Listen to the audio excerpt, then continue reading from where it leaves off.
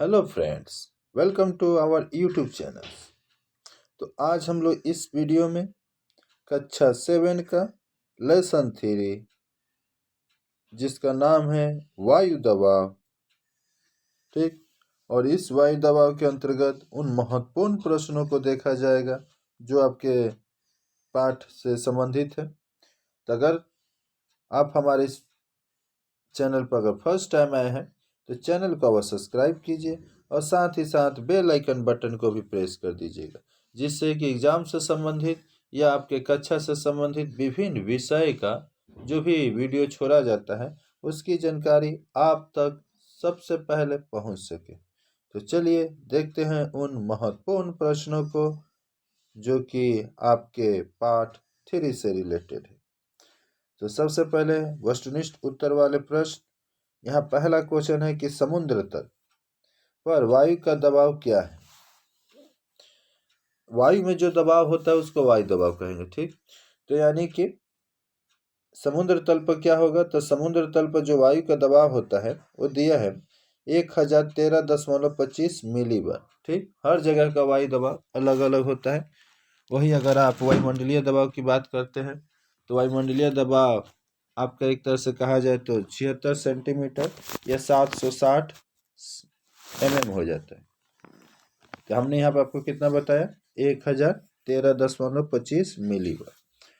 वायु के दबाव को जिस यंत्र द्वारा मापा जाता है ना, उसको वायु दाब मापी यंत्र कहा जाता है, ठीक। और अगला क्वेश्चन देखिएगा, पृथ्वी पर कुल कितनी पेटियां हैं। तो पृथ्वी पर कुल 7 पेटियां हैं। वायु दाब में विभिन्नता का प्रमुख कारण क्या है, तो तापमान। ये तापमान के साथ एक तरह से कहा जाए तो अपोजिट रिएक्शन में चलता है। अगर तापमान ज़्यादा रहेगा तो दाब कम हो जाएगा, तापमान कम रहेगा तो दाब ज़्यादा हो जाएगा, ठीक। ऐसे आपको देखने को मिलेगा। भूमध्य रेखा पर वायु दाब पाया जाता है।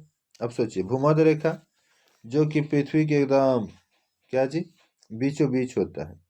भूमध्य रेखा जो पृथ्वी के एकदम बीचों बीच, यह है भूमध्य रेखा। और यहाँ का बोल रहा है कि इस एरिया का वायु दाब क्या होगा। तो इस एरिया में देखिए, यहाँ पर सूरज अगर हो गया तो सूरज के होने के चक्कर में क्या होगा कि सबसे ज़्यादा गर्मी यहीं पड़ेगा, ठीक। और गर्मी अधिक पड़ने के चलते यहाँ पर दाब जो हो जाएगा वो हो जाएगा निम्न, क्योंकि हमने आपको अभी बताया कि दाब और ताप एक दूसरे के अपोजिट यानी उल्टा चलते हैं।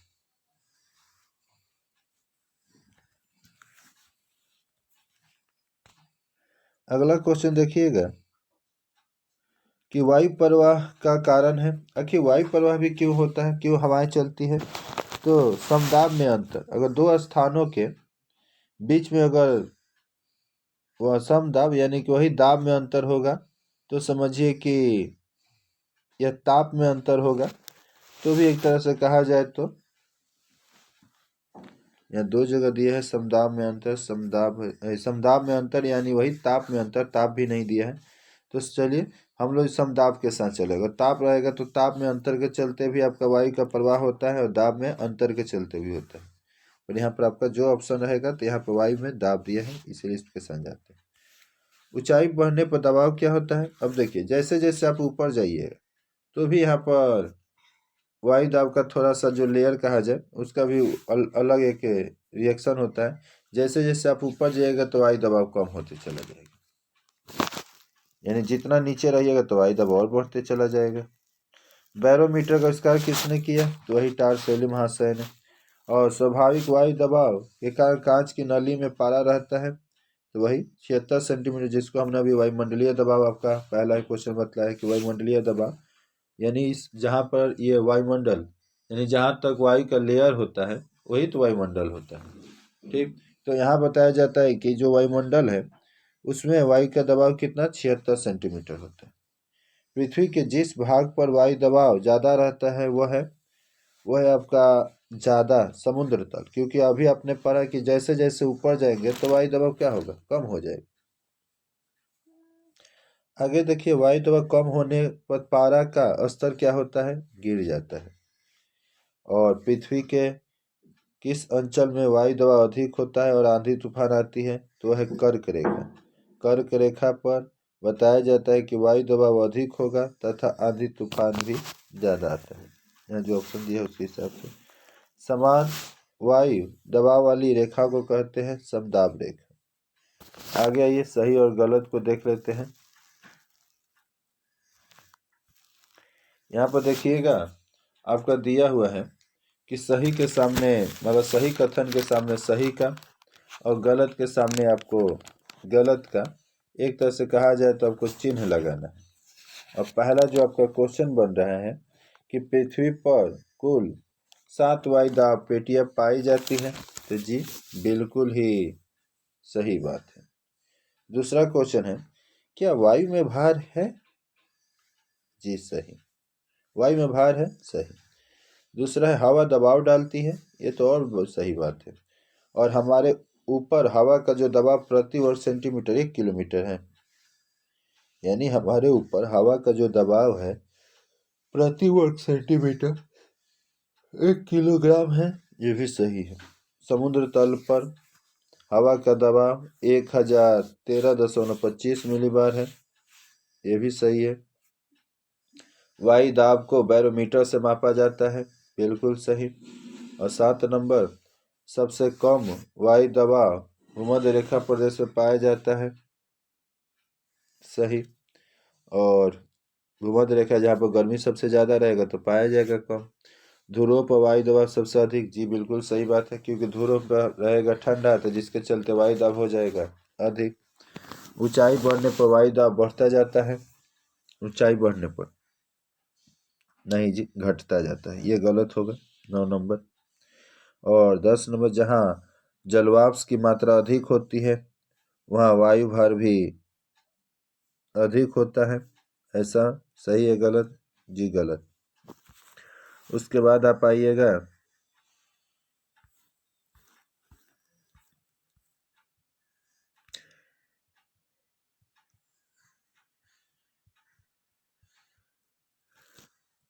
वायु भार के वितरण पर पृथ्वी की दैनिक गति का भी प्रभाव पड़ता है, तो बता रहा है कि पड़ता है, सही।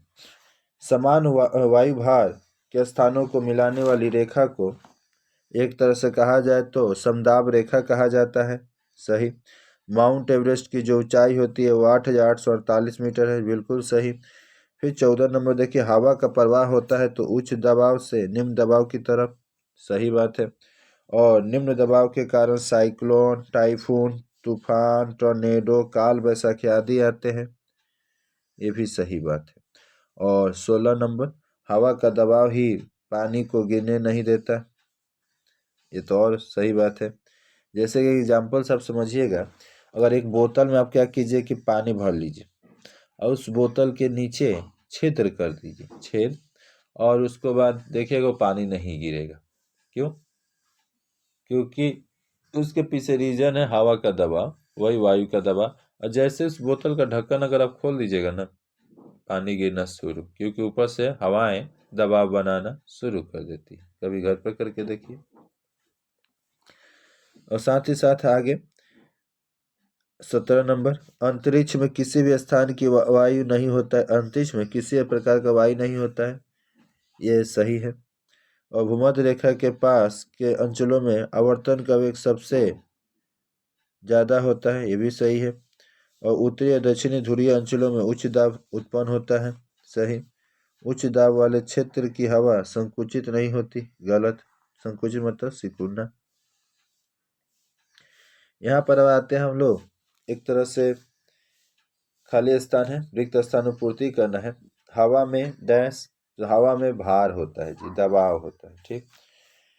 हवा का दबाव सभी स्थानों में नहीं होता एक साथ, हर जगह पर अलग अलग एक तरह से आपको हवा का जो दबाव होगा वो देखने को मिलेगा। वही 3 और पृथ्वी पर वायु दाब की पेटियां, तो जी बिल्कुल 7 वायु दाब की पेटियां होती है। वायु दाब को उससे मापा जाता है तो उसी वायु दाबी माप यंत्र कहिए या बैरोमीटर कहिए, सबसे अच्छा आपका बैरोमीटर होगा। और समुद्र तल पर हवा का दबाव, यानी जो समुद्र का तल है वहाँ पर हवा का दबाव मिलीबार है तो 1013.25 मिलीबार। सबसे कम वायुभार रेखा सबसे अधिक वायुभार रेखा पाया जाता है। तो सबसे कम होता है भूमध्य रेखा पर, क्योंकि वहाँ गर्मी ज़्यादा, और सबसे ज़्यादा होगा ध्रुव पर, क्योंकि वहाँ ठंडा ज़्यादा। जलवाष्प वायु से होती है, तो जलवाष्प, और 7 नंबर देखिए क्वेश्चन, बढ़ने पर वायुभार कम हो जाता है, तो क्या, ऊंचाई बढ़ने पर। जैसे जैसे आप ऊपर जाइएगा तो क्या होता है, आपका तो ऊंचाई बढ़ रहा है ना, तो वायुभार कम होते चला जाता है। 8 नंबर, जलवाष्प वायु से हल्की होती है। सोचिए, जलवाष्प, जलवाष्प जिसमें जल की, जिस जल में वाष्प की मात्रा है, जल में मतलब वाष्प में जिस जल की मात्रा उसको जलवाष्प कहते हैं। वाष्प में जो जल की मात्रा वो जलवाष्प, और वो वायु से क्या है, तो हल्की है।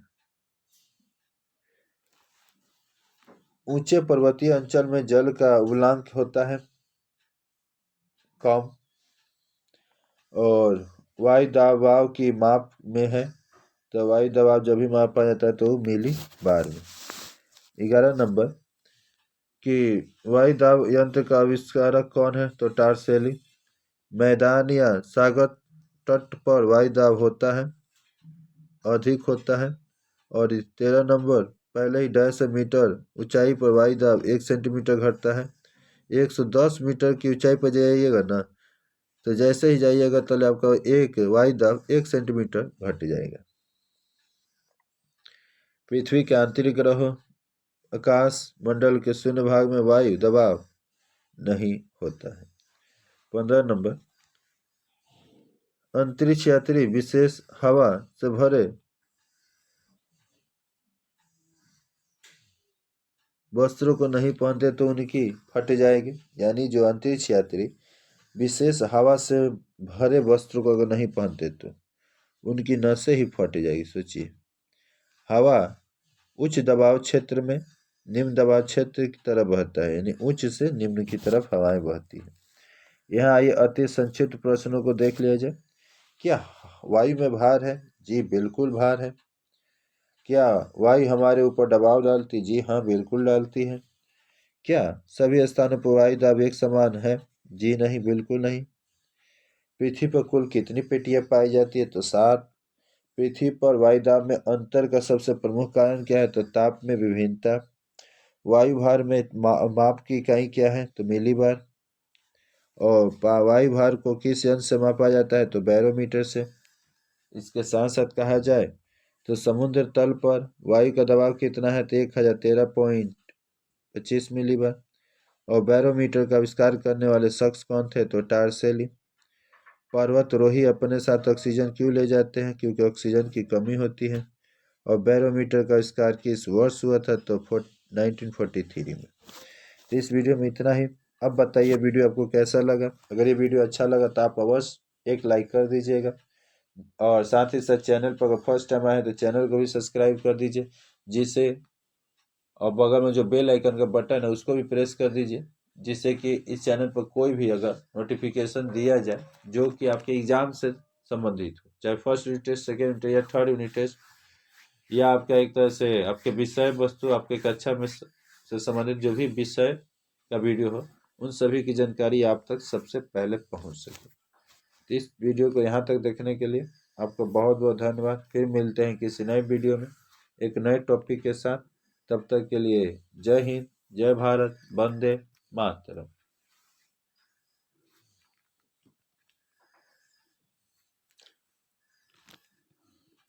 बाय।